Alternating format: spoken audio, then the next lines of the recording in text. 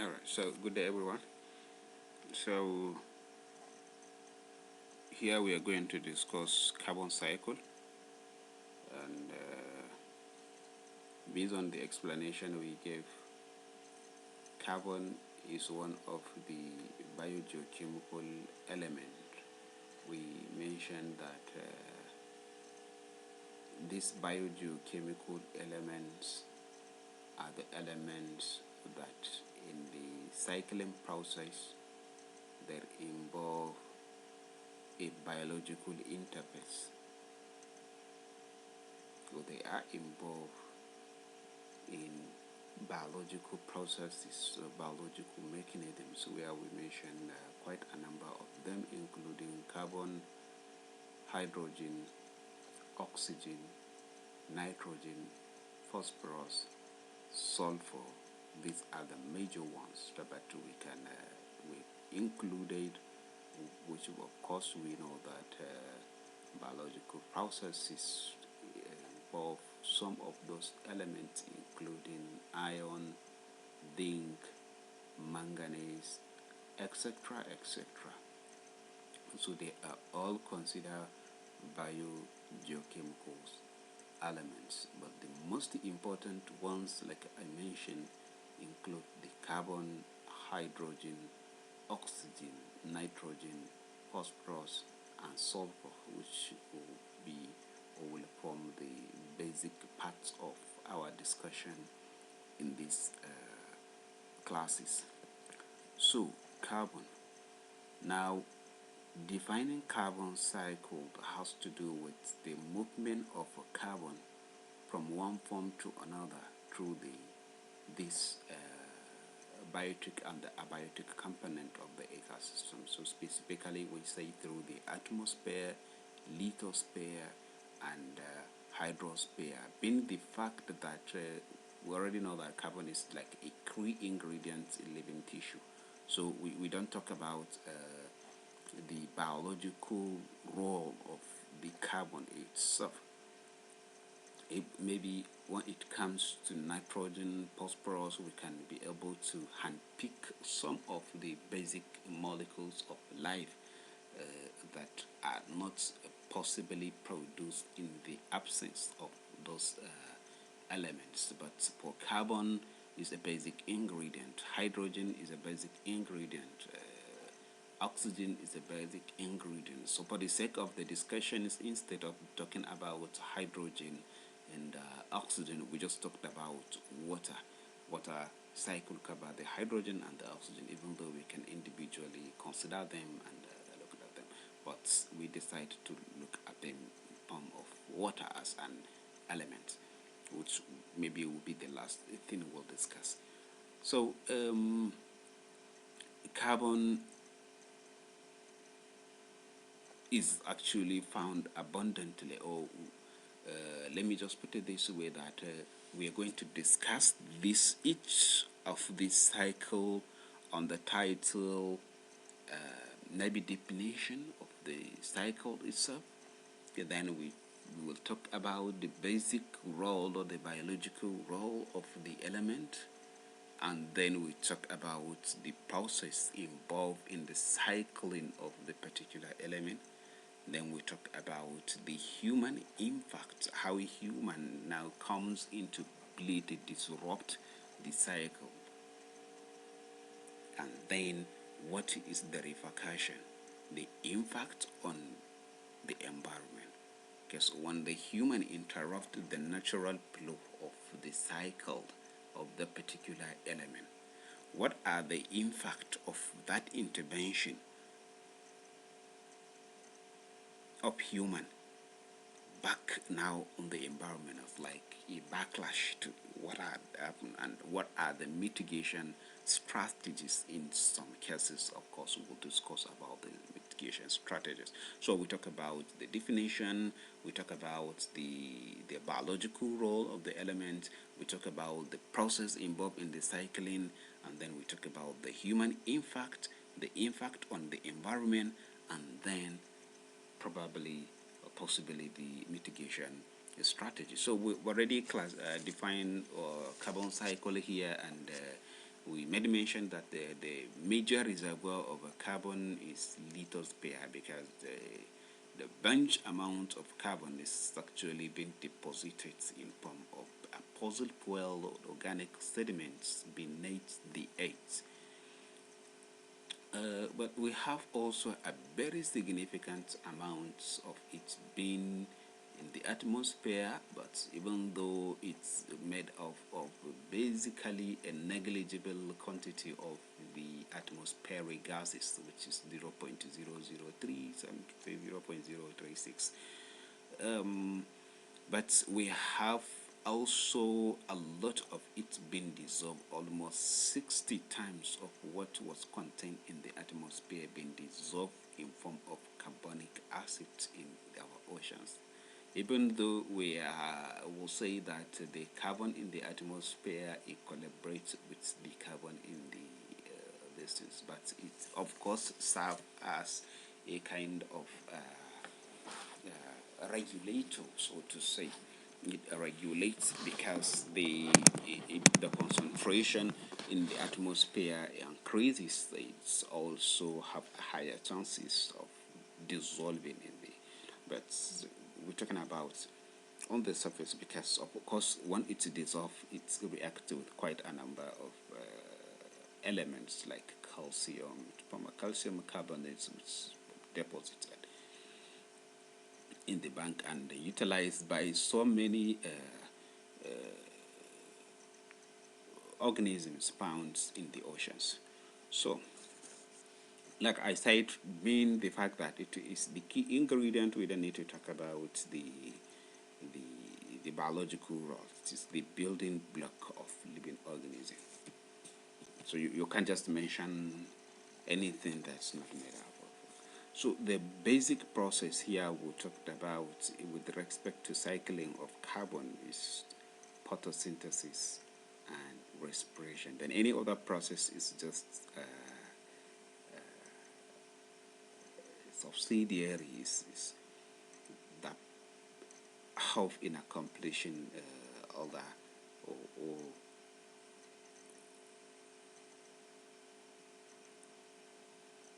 so photosynthesis. What is photosynthesis? We know photosynthesis is a process through which plants and photosynthetic bacteria algae can actually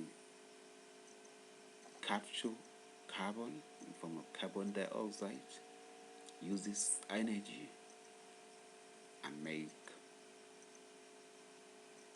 starch, or let's say make a sugar,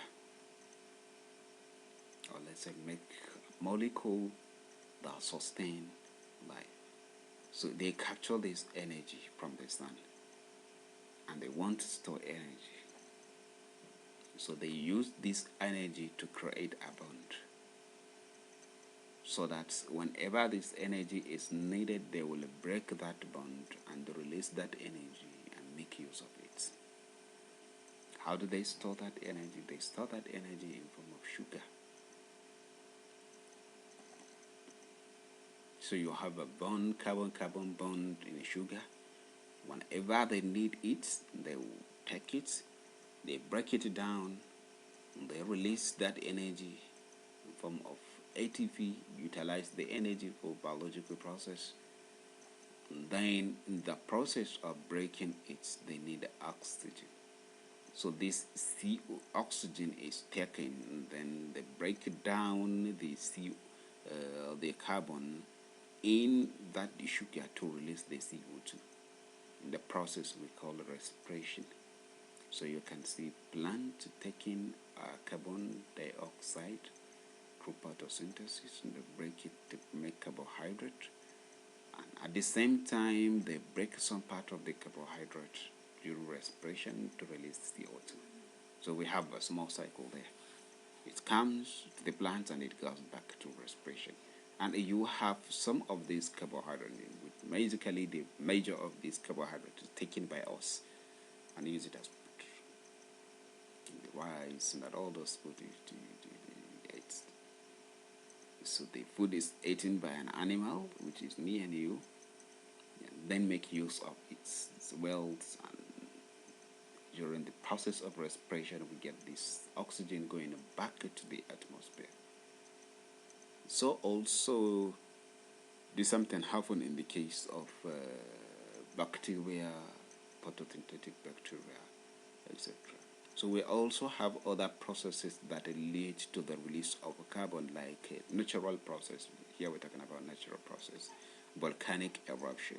The volcanic eruption, we say it's released a lot of gases, and of course carbon is one of them. So it releases carbon to the atmosphere from the eights. There are other processes like methane release. So methane is released by microorganisms. Microorganisms also carried out the metabolism, so especially the methanogens, and we also have some microorganisms even in our GIT, the GIT of ruminant animals, like in the ruminants, where they break down food and they produce a lot of methane, and this methane are released in form of gases then back to the atmosphere, and that is also another source of carbon being released to the environment.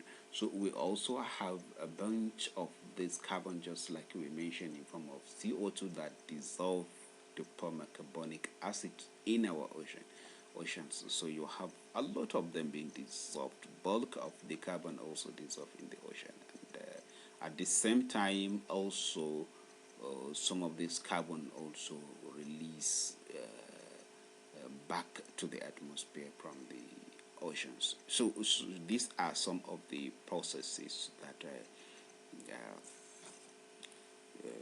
utilize carbon, and we already mentioned microorganisms in soil that also release these things.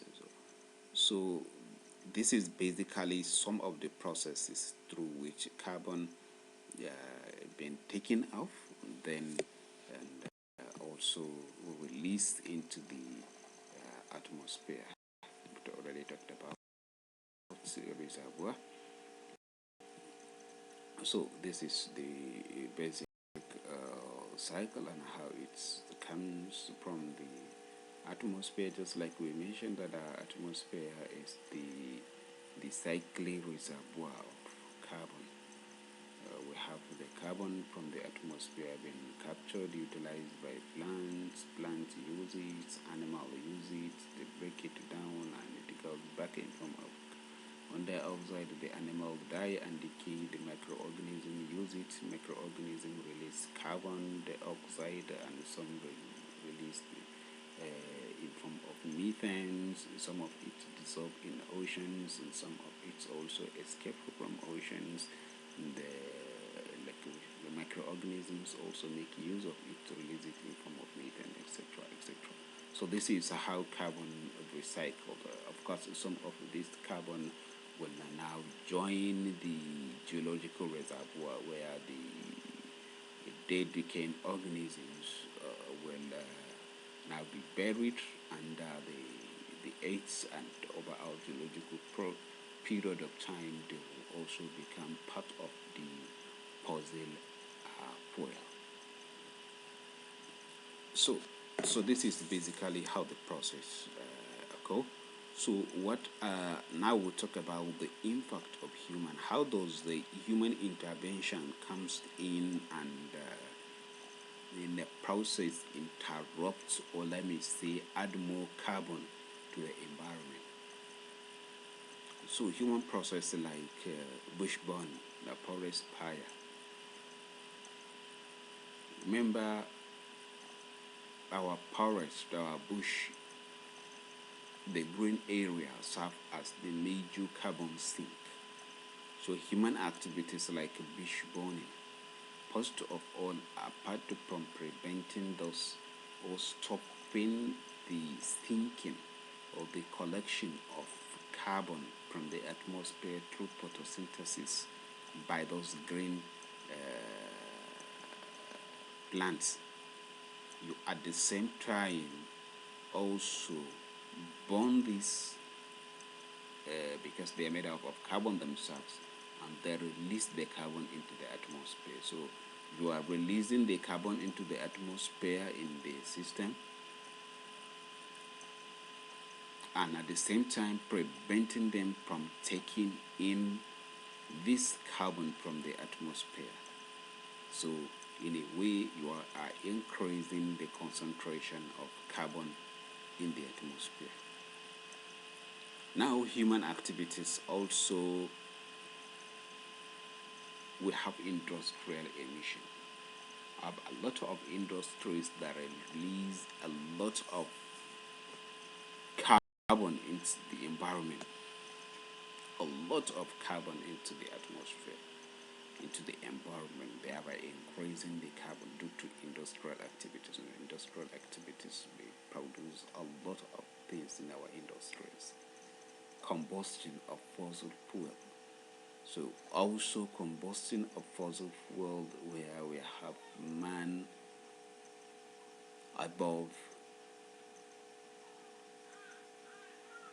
that we need energy source. So we dig and bring out that fossil fuel, utilize it, burn it to produce energy for our own desires, to carry out some of our daily activities or to facilitate life. In the process, we are releasing a bunch of carbon dioxide to the atmosphere, interrupting the normal cycling of this carbon. So you have a lot of carbon being released than the natural process. What are the consequences of that? The consequences basically is that we know that carbon dioxide is a greenhouse gas, and what happens when we have the increase, in fact the major carbon dioxide, the major greenhouse gas, so increase in this carbon dioxide or greenhouse gases will actually give coverage to block completely. Remember, we said it is needed in a certain concentration, so when it exceeds that concentration, it may trap a lot of heat, and that leads to excess heating.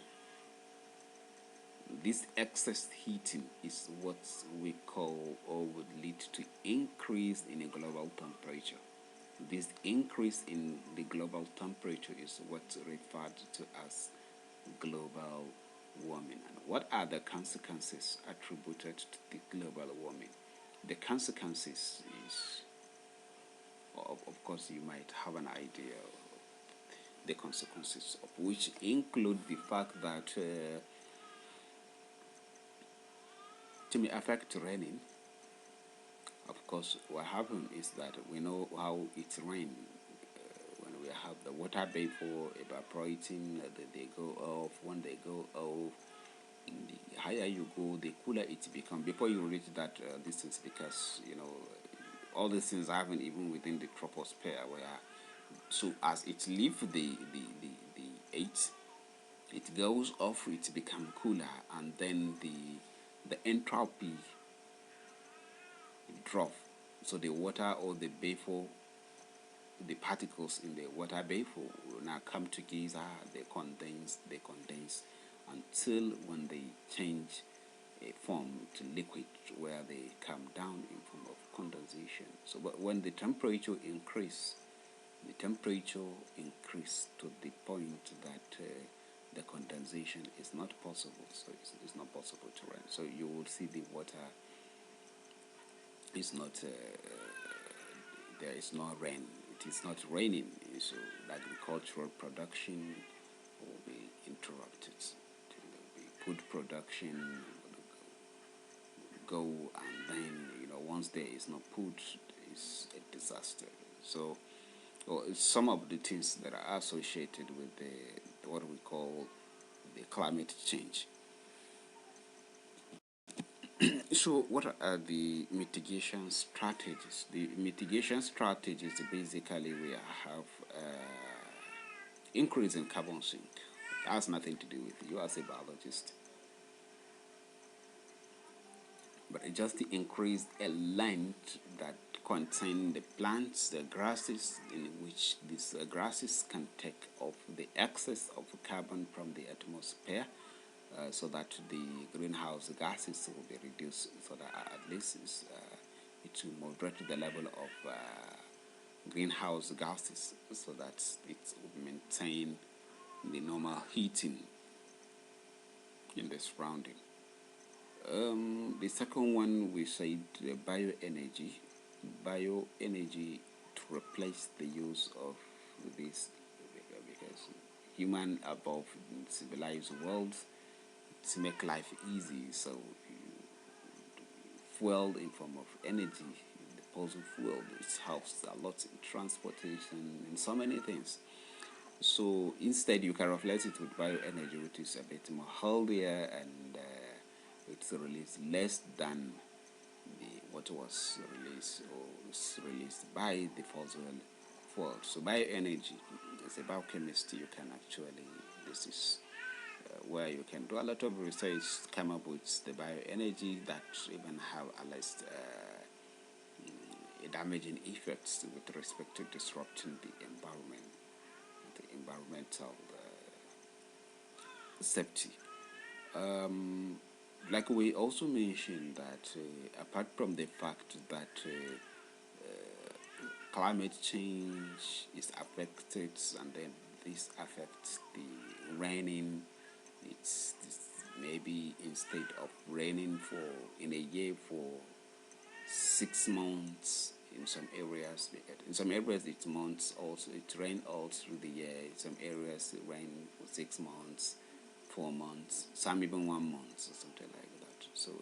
So if you have some plants, or you grow a plant in your area for 6 months, and then due to global warming the raining period reduced to 3 months, how do you do?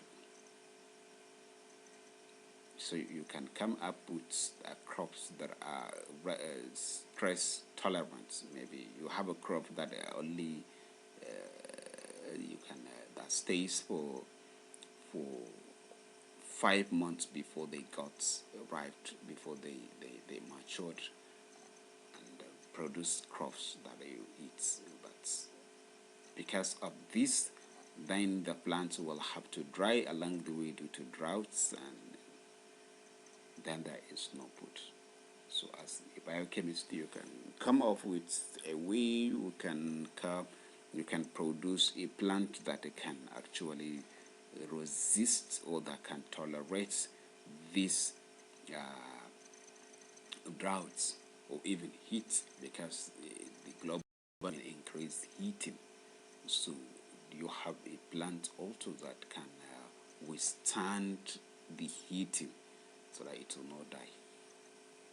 And this can be possible maybe through genetic breeding, and it's also possible through genetic modification, where you modify an organism so that it can be able to withstand the stress as a result of global warming. And the stress basically, we cite the stress related to heat, the stress related to droughts, and some other stress also, because we're talking about for those people or those areas that uses irrigation. At a point you discover that the rivers will dry off, and then what remains is the water from the oceans. How do you use the water from the oceans to water your plants for irrigation purpose, when the ocean water is made of or contain a lot of salt? So salt stress can also kill your plants. So how do you manipulate the organisms? You can genetically modify the organism to withstand an environment like that, so that the osmotic, it can adjust the osmotic balance in such a way that the high salt concentration will not affect the plant of interest.